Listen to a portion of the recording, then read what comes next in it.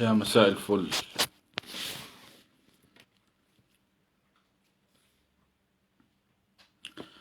مساء الفل على كل جماهير نادي الزمالك في كل مكان.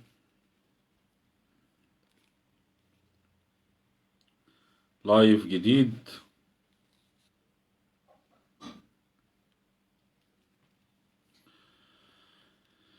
هندردش كده مع بعض فيما يدور على الساحة الرياضية من أخبار وأحداث، وبالأخص أكيد الأخبار والأحداث الدائرة في نادي الزمالك. وبعتذر لحضراتكم جدا على التأخير.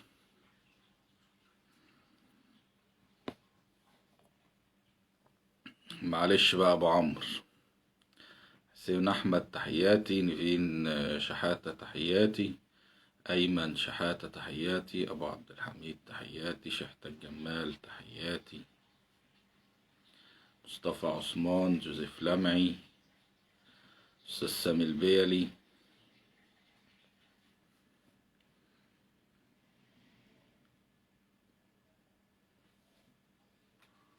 عماد الصغير، أستاذ هدى عثمان، أشرف علي، صلاح مرسي، جميل الشناوي. عندي غرامة تأخير، حاضر، غرامة التأخير دي عندي. يلا بينا طيب عشان احنا متأخرين.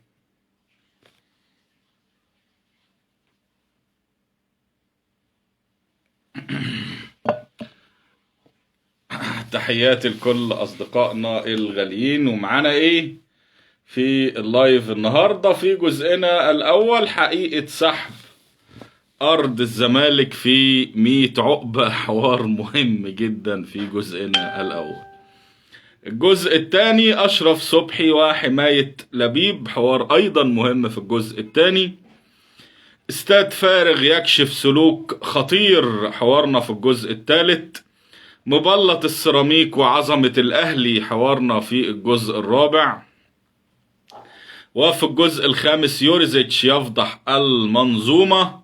وفي الجزء السادس والأخير فقرتنا المحببة، فقرة الفلاسة. دي الحاجات اللي هتبقى معانا النهاردة. الناس تعلى باللايكات، معرفش ليه اللايكات على اليوتيوب بالأخص قليلة. الناس تعلى كده باللايكات، والناس اللي بتشوف الفيديو بعد كده على اليوتيوب اللايك والسبسكرايب وتفعيل زر الجرس. وهبدأ مع حضراتكم على طول بجزئنا الأول، حقيقة سحب أرض الزمالك في 100 عقبة. طبعا هيشتغلوا بقى اليومين دول على نادي الزمالك، مش عارف ليه يعني، معرفش أنا ليه القصة دي.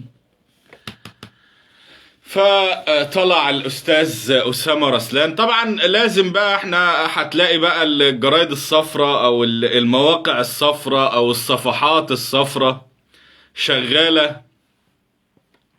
لا ما تخافش يا يامن.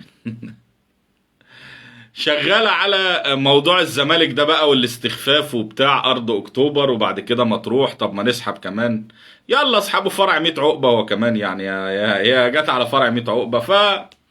فتقريبا الزمالك بقى له فترة ما بيدفعش. انتوا عارفين ان الزمالك فيه جزء كده من الأرض يعني،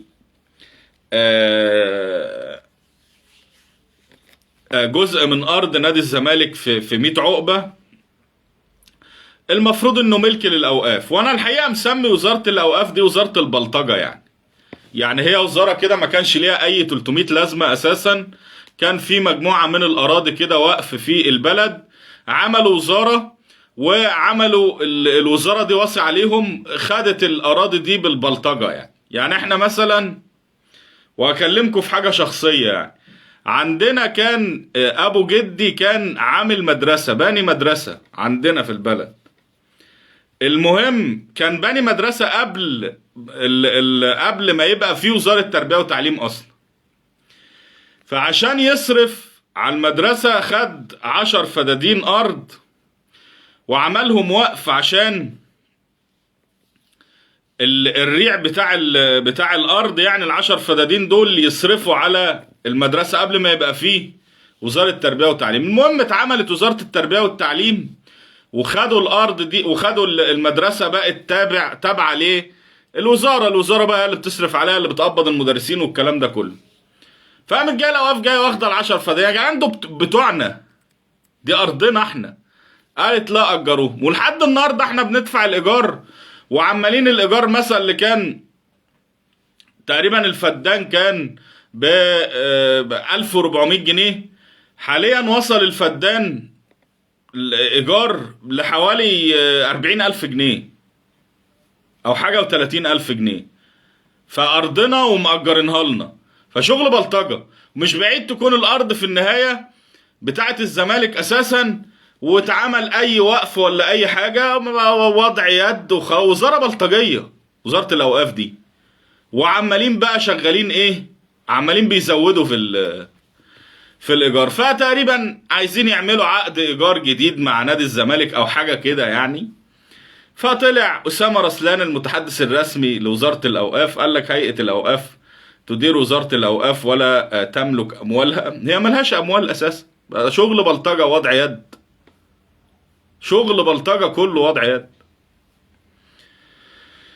وسنرى ما هو السعر السائد في المنطقة، وسيتم تأجير الأرض للزمالك وفقا لهذه الأسعار إذا جدد أراد الزمالك تجديد التعاقد. ننتظر من مجلس إدارة الزمالك مخاطبة هيئة الأوقاف المصرية في أقرب وقت ويطلب تجديد التعاقد، أو نجد صورة تعاقدية أخرى يتم الاتفاق بين الطرفين على العقد الجديد بشأن 50,000 متر مربع سيتم تأجيرها للزمالك. يعني المساحة اللي تخص الأوقاف في أرض الزمالك 50,000 متر. طبعا ساعات بتبقى البلطجة هي الحل يعني مثلا الأراضي اللي بتاع البوتيكات بتاعت نادي الزمالك دي كانت كلها إيجار قديم، فما كانش فيه حل غير البلطجة. إن مرتضى منصور بلطج عليهم، بلطج على المحلات، قطع عليهم المية والنور وطردهم كلهم. فساعات بتبقى البلطجة حل يعني. فأنا برجح البلطجة في الوضع اللي زي ده. أنا برجح البلطجة الحقيقة، يعني لا حل سوى البلطجة يعني. مع هذه الوزارة اللي بتتسم أساسا بالبلطجة، أو بتبني أموالها أصلا على الإتاوات. يعني أموال وزارة الأوقاف دي عبارة عن إتاوات بتاخدها من الناس، بتفرض كده إتاوات على الناس. يجعلوا الأرض دي بتاعت الأوقاف، ما أصلا لا لهم أراضي ولا لهم، يعني كلها شغل وضع يد، شغل بلطجة كله.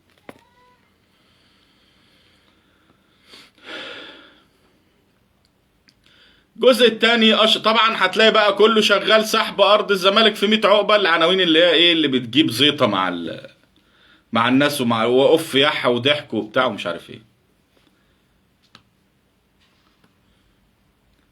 أشرف صبحي وحماية لبيب، حوارنا في الجزء الثاني. هو الحقيقة أنا عندي سؤال، وسؤال مهم يعني، قبل ما أقول لك البيان أو أقرأ لك البيان اللي أنا يعني لحد دلوقتي أنا ما فهمتش منه حاجة.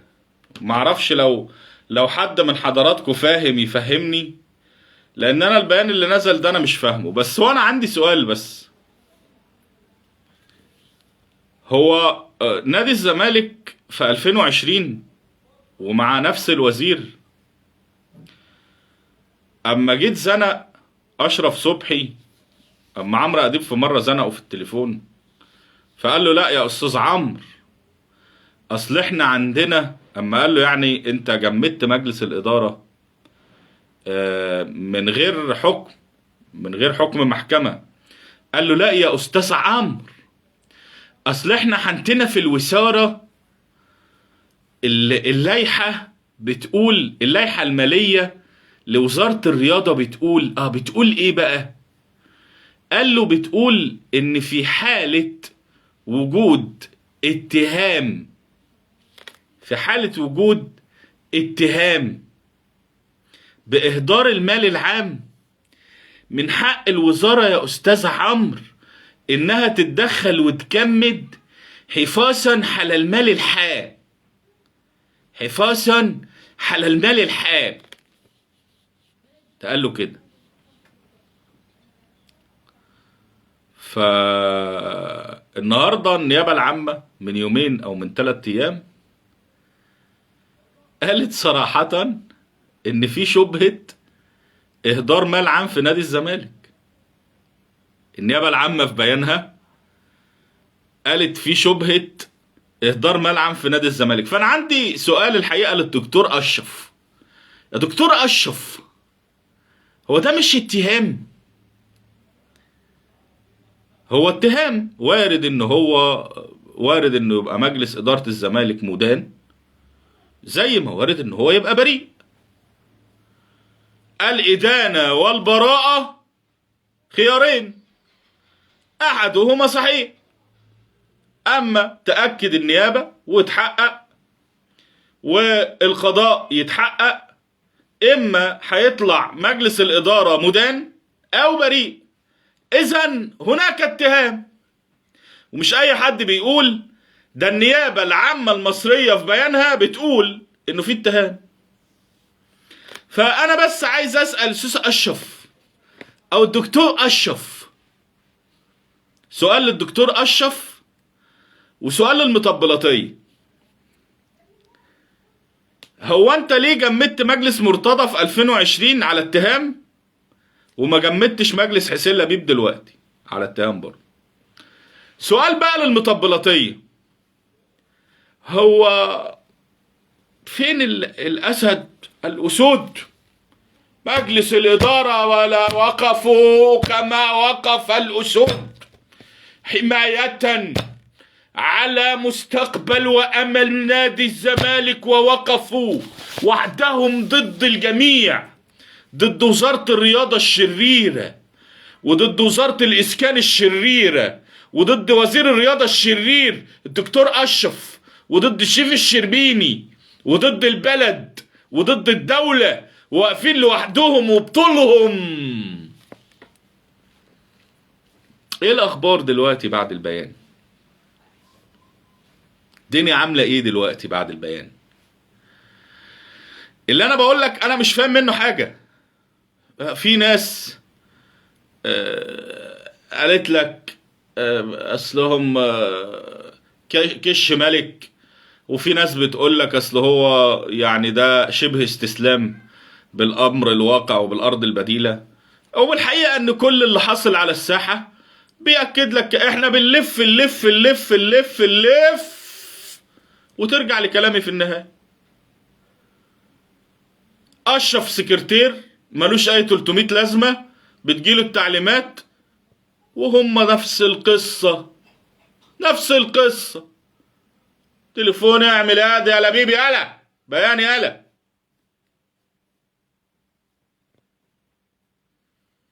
نزل ياد بيان، قول بنحترم فيه ادي النيابه، يلا تمام حاضر يا فندم. قعدنا بقى اديناهم حكمه ويقفون وحدهم وضد ويحافظون ورغم مساوي ايه؟ رغم المساوي ايه؟ ده بلاوي، ده فضايح، ده جرايم.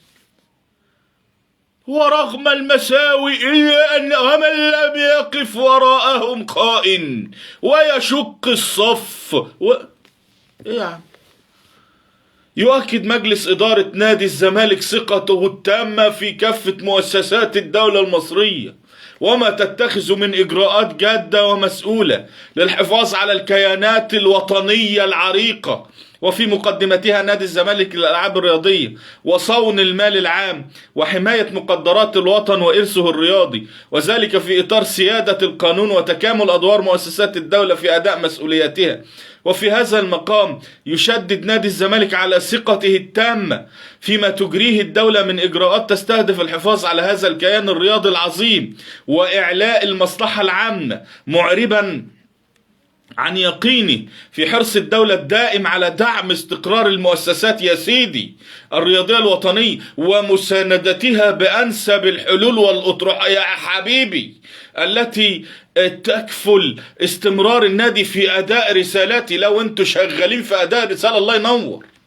وفي ذات السياق يعرب مجلس الإدارة عن بالغ تقديره واحترامه وبوس أيديه وانحنائه وانحيازه واحتنائه. ايه ده؟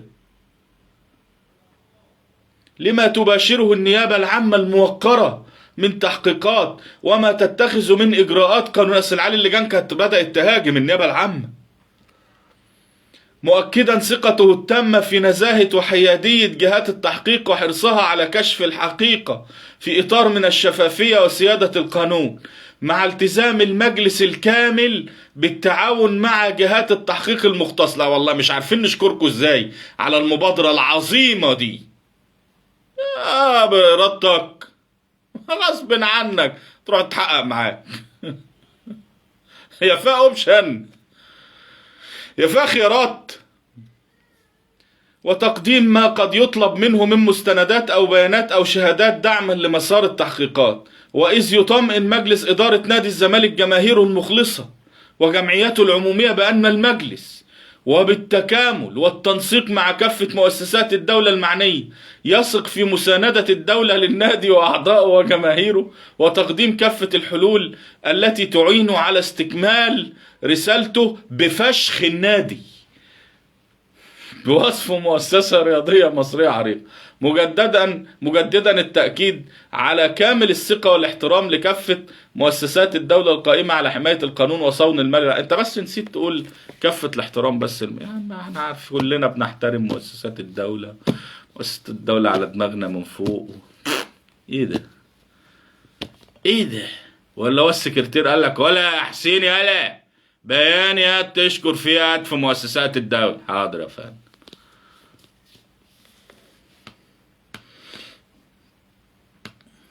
عباطة.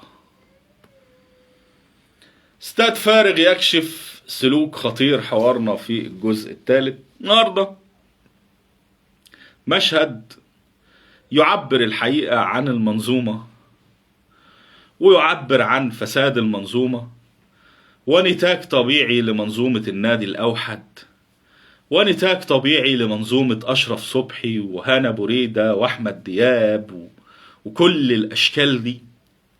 طبيعي النهاردة أن منتخب مصر بيلعب على بعد أسبوع من بطولة أفريقيا وتلاقي استاد فاضي. أنا فاكر في 2006 و2008 و2010 أيام ما أسموه بالعصر البائد، ما أسموه بالعصر البائد. كانت الماتشات اللي زي دي، الماتشات الودية بتاعت المنتخب اللي زي دي اللي قبل أفريقيا، كان بيبقى الاستاد مقفول جماهير. بصوا انتوا عملتوا ايه؟ على فكرة اللي حصل ده مصيبة، كارثة. ولو في فعلا تقارير أمنية بتطلع يعني الوضع اللي حصل ده ينبئ بكارثة. والله العظيم دي مصيبة. ان الناس تعزف هذا العزوف عن مساندة منتخب مصر دي ضربة في مقتل. شفتوا انتوا عملتوا ايه؟ شفتوا منظومة احمد دياب بتاعت 21 فريق عملت ايه؟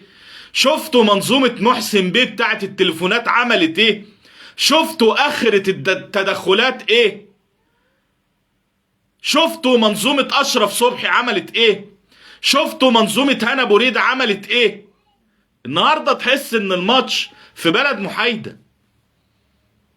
الماتش ده مش في مصر. الاستاد الفاضي ده تحس ان مصر ونيجيريا مثلا. والله لو بيلعبوا في بلد محايدة لكان يبقى في حضور جماهيري عن كده.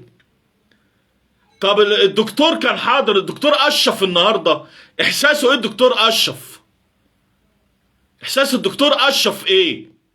نتيجة جهده ونتيجة تعبه. الناس كارهة المنتخب، الناس كرهتوا الناس في البلد. كرهتوا الناس في البلد بالاشكال اللي انتوا بتجيبوها المسؤولة عن الكرة المصرية. كرهتونا في البلد. الناس النهاردة اللي كانت انا لسه فاكر الاحتفالات على الكورنيش هنا في اسكندرية. لسه فاكر احتفالات 2006 و2008 و2010 وطريق البحر ده وهو مقفول. الناس كانت بتستنى افريقيا. كانت حفلة، كانت محفل. شفتوا انتوا وصلتوا الناس لايه؟ شفتوا الفساد المنظومة وصل الناس لايه؟ هتكرهوا الناس في البلد، لازم حد يتحرك. والله العظيم، والله العظيم اللي بيحصل ده بينبئ بمصيبة سودة، بكارثة. الرياضة دي كانت المتنفس. المنتخب ده كان المتنفس الأول أيام العصر البائد اللي كنت بقوله بائد، عصر بائد.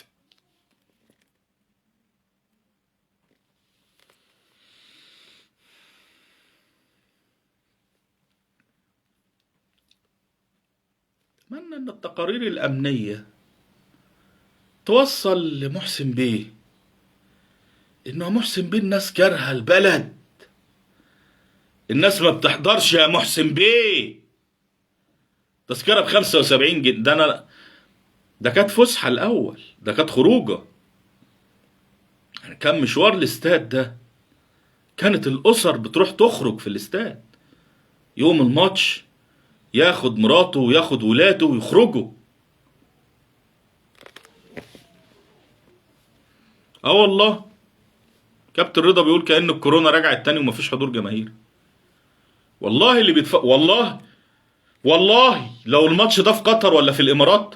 لا، قطر ولا في الإمارات ايه ده؟ احنا اللي علم الناس دي الأول يا جماعة.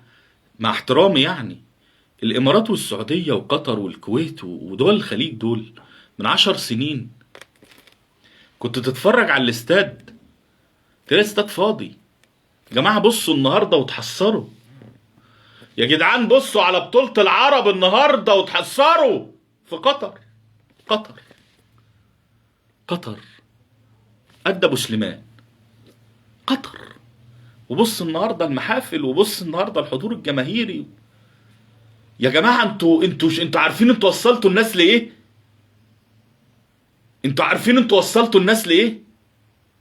والسعوديه النهارده اتفرج على الدوري السعودي وتحسر. اتفرج وتحسر. الانديه اللي كانوا بيتعلموا التشجيع مننا، كانوا بيتعلموا التشجيع مننا. اتفرج يا باشا على الدوري السعودي النهارده.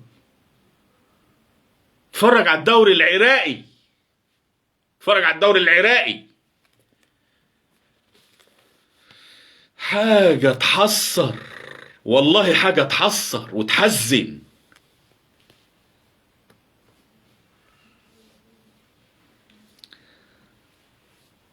مبلط السيراميك وعظمة الأهلي. طلع الواد مبلط السيراميك. أما تبقى المنظومة كده، فطبيعي إن أنت تفتح شاشة التلفزيون وفي قناة كبيرة تلاقي واحد مبلط سيراميك. لا شكل، لا منظر، ولا لغة، ولا حضور، ولا كاريزما، ولا وسامة. يعني وارد مثلا بتلاقي مذيعة على قدها بس واخدينها عشان حلو. واحد زي تامر امين ده خدوه عشان ابوه كان في مش عارف في الاعلام، والواد شكله حلو عادي. انما لا منظر، اعوذ بالله، استغفر الله، حضور زيرو، خفة دم يلطش، تقل دم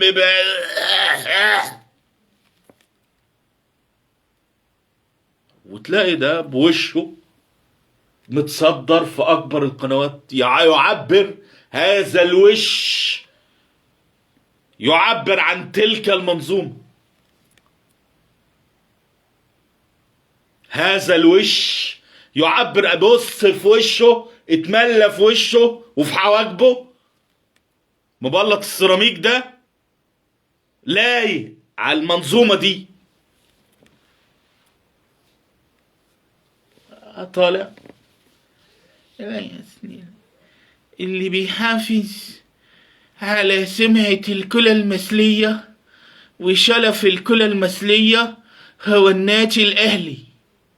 بأمارة ايه؟ بأمارة ايه يا شرف؟ أنهي شرف؟ أنهي شرف؟ شرف الساعات وكرامة الساعات، ولا شرف لظرف مدحت شلبي جنبك في القناة؟ اسأله كده هيرصها لك. ما هو رصها لهم وهو في قناة بيرا. الساعات والازرف البيضة اللي مليانة دولارات والصناديق مش عارف ايه والفلوس اللي اتاخدت ايام الانتخابات وال 260 مليون معرفش. تليفون كده لمدحت شلبي هيمللك خط الشرف كله. انهي شرف؟ انهي شرف؟ شرف ايه؟ شرف صن داونز؟ بأمارة ايه؟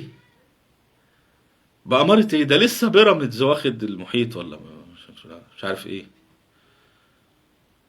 ولسه واخد بطولة افريقيا. مين اللي مشرفنا في ايه؟ بأمارة ايه؟ كأس العالم للأندية؟ بأمارة حصالة كأس العالم للأندية؟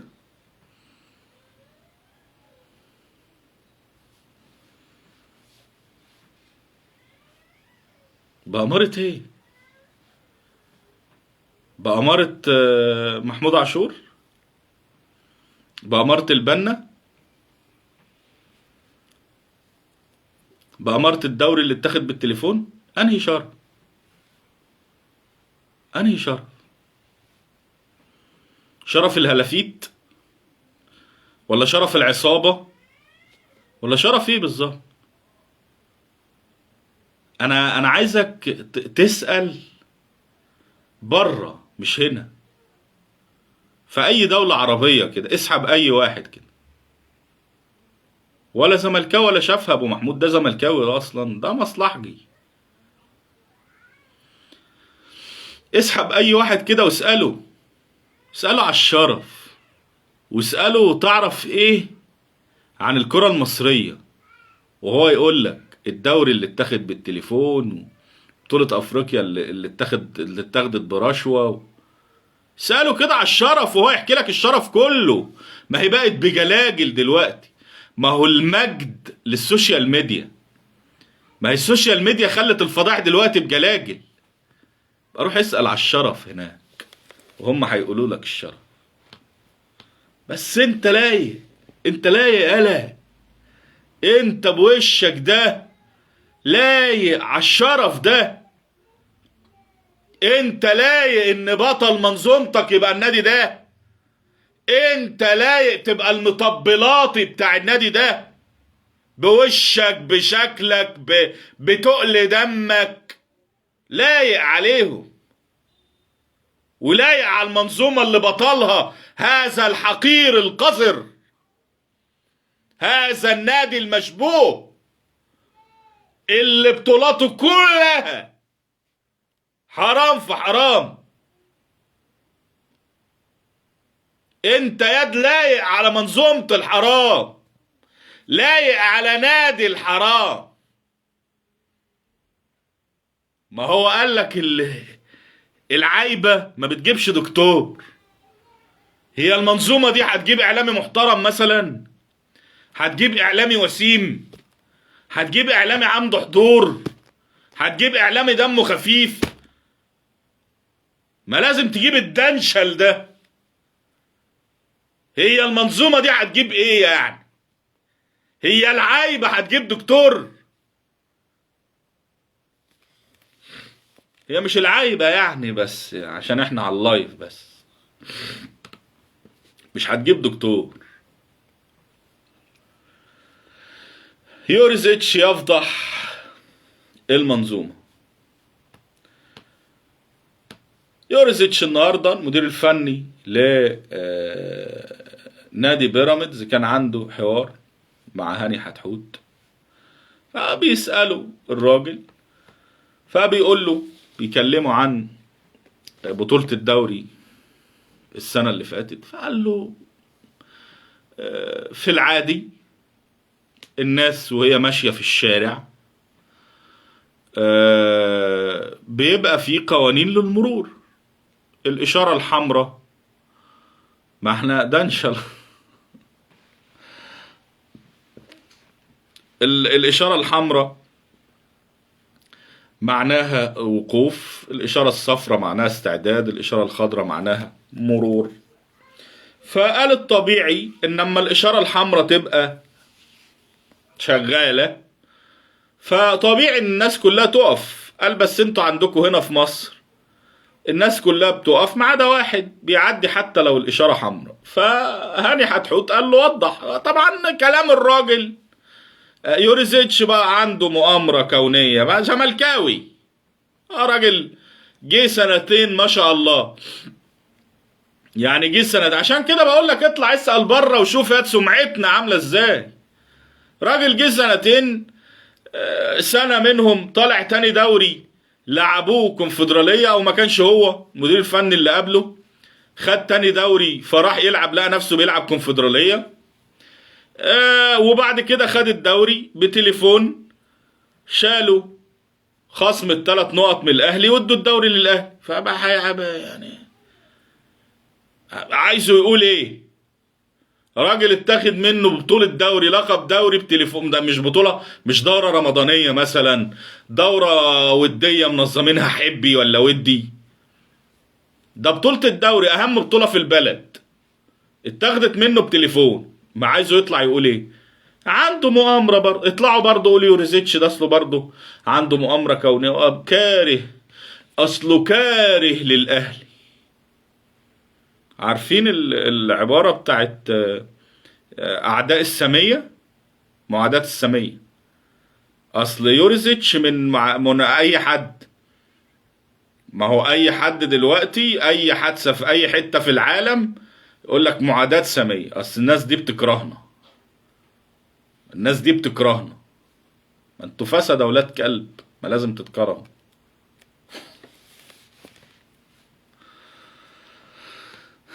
اخيرا فقرتنا المحببة، فقرة الفلاسة.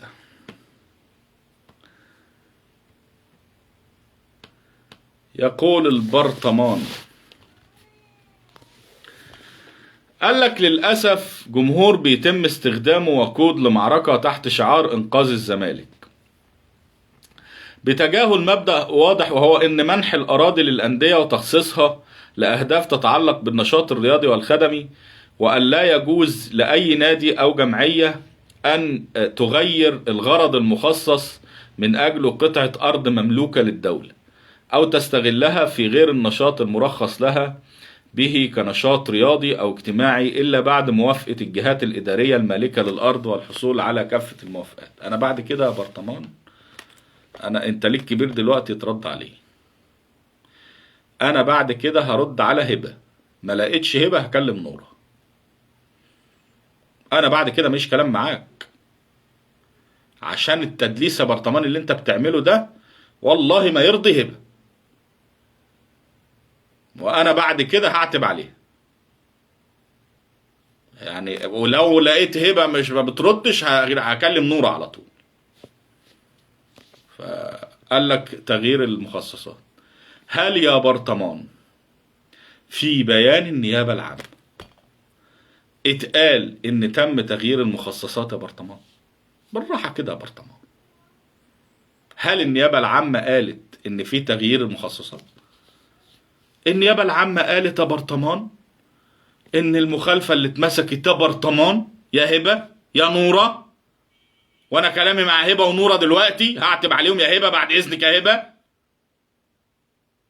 النيابة العامة في بيانها قالت انه وزارة الاسكان اشترطت موافقة رئاسة الجمهورية وخطبوا رئاسة الجمهورية، ولكن الزمالك قبل موافقة رئاسة الجمهورية البانه دي المخالفه. لا قالت بقى يا هبه تغيير مخصصات، ولا قالت يا نوره، واخده بالك يا نوره، ولا قالت يا نوره تغيير مخصصات، ما قالتش حاجه من الكلام ده.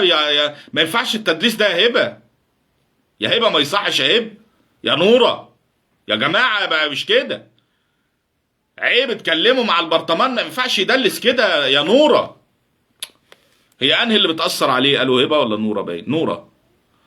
نوره هي اللي ممشياه، يعني هي في واحده ممشياه وواحده بيدوس عليها، يعني فهو بيدوس على هبه ونوره ممشياه.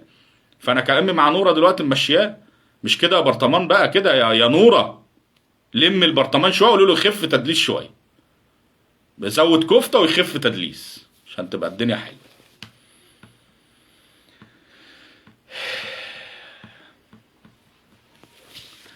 كنت هكمل والله البوست بس خلاص، يعني انا بقالي اكتر من نص ساعه وسهرت الناس معايا الساعه 2. ليلتكم زي الفل، تصبحوا على خير. بعتذر بقى للناس بتاعه التيك توك، مش هنقدر بقى ان احنا نكمل. بكره ان شاء الله نتقابل. السلام عليكم.